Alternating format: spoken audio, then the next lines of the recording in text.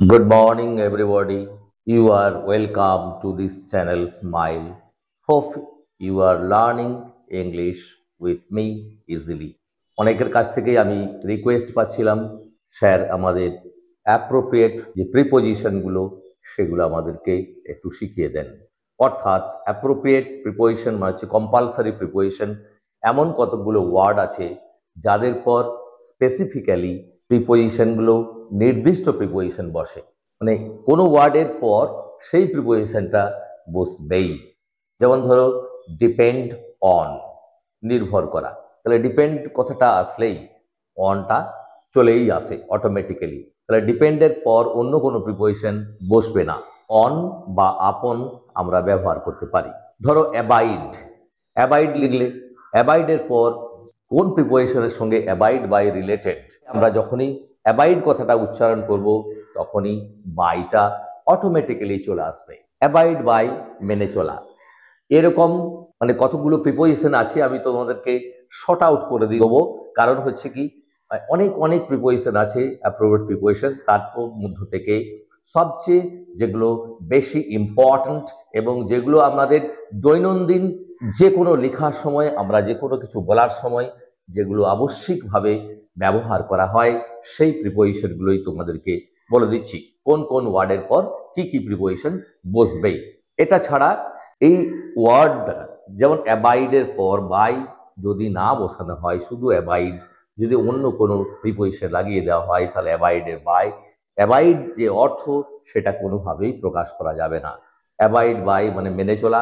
That is the first lesson of today's class.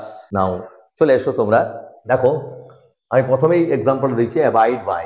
Abide by মানে হচ্ছে মেনে চলা, এর আরো সিনোনিমস আছে, সেগুলো তোমরা খাতায় লিখে দিতে পারো, আমার এখানে বোর্ড ওয়ার্কের মধ্যে করা নেই। Abide by means adhere to, adhere বসলেও তারপরে টু বসে, মেনে চলা, দুটো মিনিং কিন্তু এক। অ্যাবাইড বাই মানে মেনে চলা। এবার এটা মনে রাখলেই হবে না, তোমাকে অ্যাবাইড বাই দিয়ে সেন্টেন্স তৈরি করতে হবে। দেখো আমি একটা এক্সাম্পল দিয়ে দিয়েছি, সেন্টেন্স তৈরি করে দিয়েছি অ্যাবাইড বাই দিয়ে। You must abide by discipline, তোমাকে অবশ্যই নিয়ম শৃঙ্খলা মেনে চলতে হবে। এই যে এমন একটা সেন্টেন্স, যখন ডিসিপ্লিন সম্পর্কে প্যারাগ্রাফ লিখছো তখন তোমাকে এই এই সেন্টেন্সগুলো কিন্তু বলতেই হবে। কারোর সঙ্গে কথা বলছো ডিসিপ্লিন নিয়ে, তাহলে তোমাকে এই ওয়ার্ডটি কিন্তু খুবই ইম্পর্ট্যান্ট। নেক্সট চলে এসো অ্যাবাউন্ড ইন বা উইথ, মানে প্রচুর পরিমাণে থাকা। অ্যাবাউন্ড ইন আর উইথ দেখো অবলিক দিয়ে লেখা আছে, কিন্তু এদের ব্যবহারটা কিন্তু আলাদা আলাদা ক্ষেত্রে ব্যবহার হয়। অ্যাবাউন্ড ইন কখন হয়, অ্যাবাউন্ড উইথ কখন হয়, সেটা নিয়ে আলোচনা করে দিচ্ছি। দেখো একটা এক্সাম্পল দিচ্ছি, fish abounds in this river, এই নদীতে প্রচুর মাছ আছে। দেখো fish abounds in this river, abounds এর পর তখন ইন লাগালাম। আবার যদি আমি উল্টি দিই, রিভারটাকে প্রথমে সাবজেক্টের জায়গায় লিখি, তাহলে কি দাঁড়ায় না, এখানে আমি নেক্সট এক্সাম্পল দিচ্ছি, দেখো this river abounds with fish. একই মানে যখন রিভারটাকে আগিয়ে দিচ্ছ তখন অ্যাবাউন্ড ব্যবহার করলে উইথ লাগাবে, তারপরে ফিশ যেটা প্রাচুর্য থাকবে, মানে উইথের পর যে জিনিসটা প্রচুর পরিমাণে থাকবে, যদি অ্যাবাউন্ড উইথ তারপরে সেটা ব্যবহার করতে হয় তখন উইথ ব্যবহার করতে হবে। আর যেখানে প্রচুর পরিমাণে আছে সেই জায়গাটাকে যদি মেনশন করতে হয় তাহলে অ্যাবাউন্ডের পর ইন লাগাবো। দেখো কোন জায়গায় মাছটা আছে, ইন ইন দ্য রিভার, তার জন্য রিভার ইন দ্য রিভার লাগিয়েছি। আবার মাছটা প্রচুর পরিমাণে থাকছে, মাছটার সঙ্গে প্রাচুর্যের সম্পর্ক যখন থাকছে তখন অ্যাবাউন্ডস এর পর উইথ লাগাচ্ছি।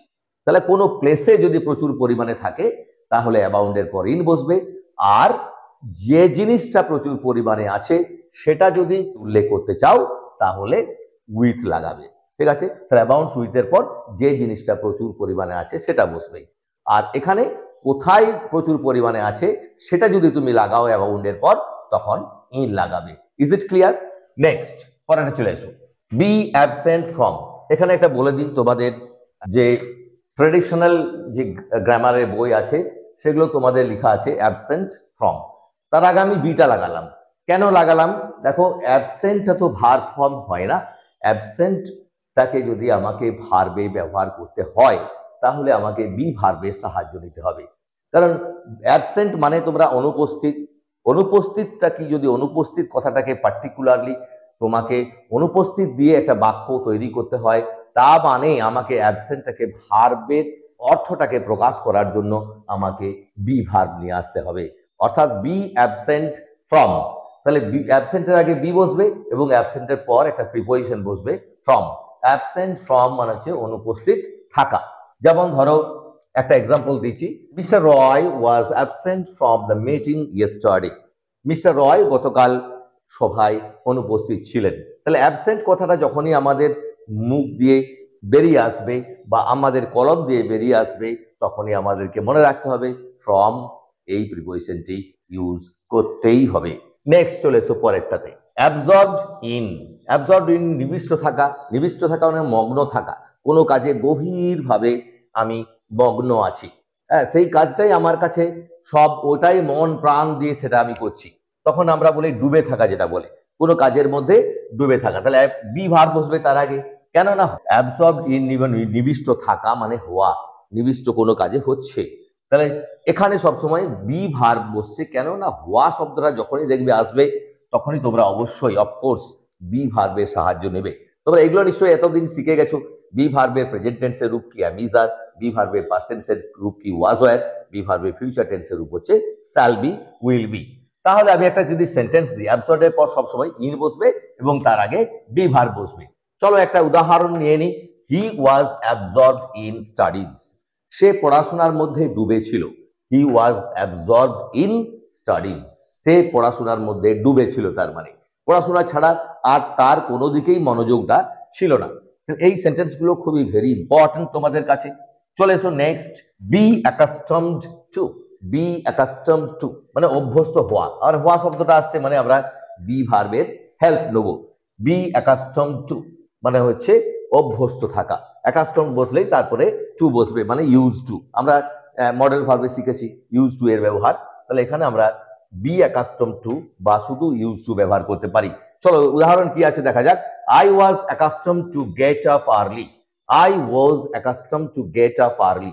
আমি সকাল সকাল উঠতে অভ্যস্ত ছিলাম। এই সেন্টেন্সটা আমি এভাবেও বলতে পারি, I used to get up early. আমরা এইভাবে সেন্টেন্সগুলোকে লিখতে পারি। নেক্সট পরেরটা চলে এসো, অ্যাক্সেস টু। অ্যাক্সেস টু মানে হচ্ছে প্রবেশ অধিকার। কোথাও প্রবেশ করতে গেলে আমার যে সেই জায়গাতে প্রবেশ করার কোনো অধিকার আছে কিনা সেটা দেখে নিতে হয়, আমার এখতিয়ারের মধ্যে কিনা। সেরকম কোনো সেন্স থাকলে আমরা অ্যাক্সেস টু বলি। কম্পিউটারে এই কথাটা ব্যবহার হয়, দেখবে মোবাইল ফোনে ব্যবহার হয়। অ্যাক্সেস তুমি মানে কাউকে কোনো কিছু তোমার কাছে ঢোকার জন্য পারমিশন দিচ্ছ, সেটাকে বলা হয় প্রবেশ অধিকার। অ্যাক্সেসের পর তাহলে কি প্রিপোজিশন বসে? টু। চলো উদাহরণ, the police have no access to the university. পুলিশের এই বিশ্ববিদ্যালয়ে প্রবেশ অধিকার নেই, কারণ স্পেসিফিক্যালি ইউনিভার্সিটির যে নিরাপত্তা, সেই নিরাপত্তা কিন্তু ইউনিভার্সিটির নিজের, তার নিজস্ব নিরাপত্তা কর্মী থাকে। অনেক সময় পুলিশকে সেখানে অ্যাক্সেস দেওয়া হয় না, প্রবেশ অধিকার দেওয়া হয় না, যদি আমাদের আচার্য বা কোনো প্রিন্সিপাল বা ইউনিভার্সিটির যিনি অধ্যক্ষ আছেন তাকে ছাড়া পুলিশ কিন্তু ইউনিভার্সিটিতে প্রবেশ করতে পারে না। তাই বললাম the police have no access to the university. তাহলে অ্যাক্সেসের পর টু বসলো। নেক্সট চলে এসো, অ্যাকর্ডিং। অ্যাকর্ডিং থাকলেই টু বসবেই। অ্যাকর্ডিং কথাটা টু ছাড়া অর্থহীন।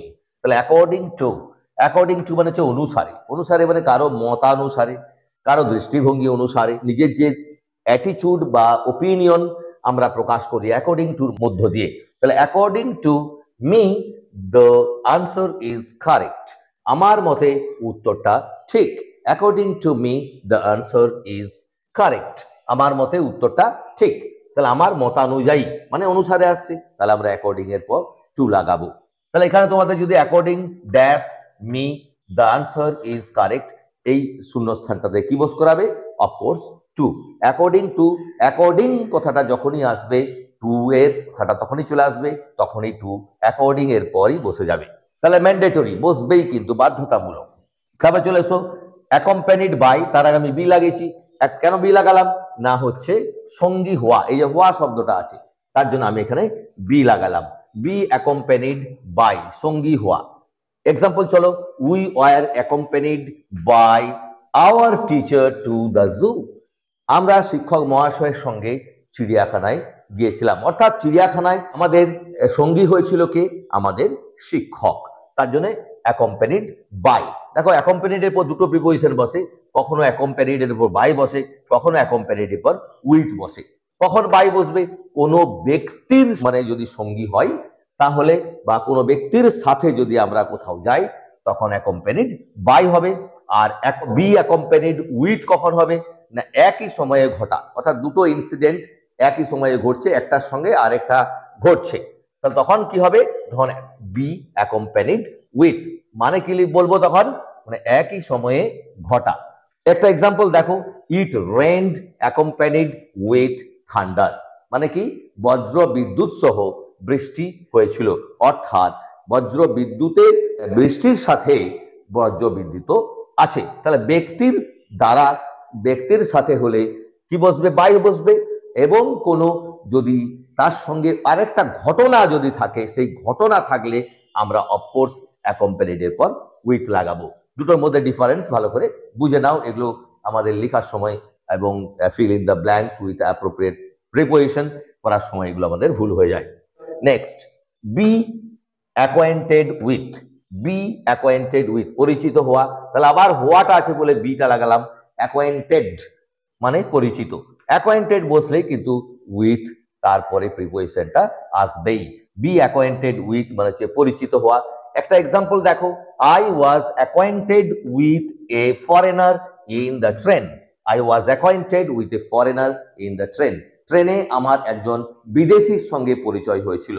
তাহলে আমি ট্রেন যাত্রা যখন করছিলাম তখন আমার পাশেই কোনো একজন ফরেনার ছিল, তার সঙ্গে আমার একটু ইন্টারাকশন হয়েছে, আমার তার সঙ্গে পরিচয় হয়েছে, সে আমার ঠিকানা নিয়েছে, আমিও তার ঠিকানা ফোন নাম্বার নিয়েছি।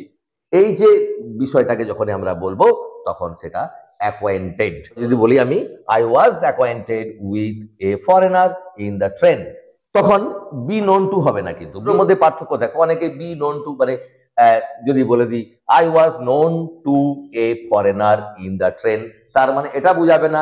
নোন টু মানে পরিচিত, পরিচিত বলতে আগে থেকেই তার পরিচয় হয়ে আছে, এটা বুঝায়। অনেক সময় তোমরা এটা ভুল করে ফেলো লেখার সময়, একটু খেয়াল রাখবে। নোন টু মানেই কিন্তু অ্যাকোয়েন্টেড উইথ নয়। নেক্সট, পরেরটা চলে এসো, বি অ্যাকিউজড অফ মানে হচ্ছে অভিযুক্ত হওয়া। বি অ্যাকিউজড অফ মানে হচ্ছে যে অ্যাকিউজ থাকলেই অফ বসবে, তার আগে হওয়া আছে মানে বি বসবে। বি অ্যাকিউজড অফ মানে অভিযুক্ত হওয়া।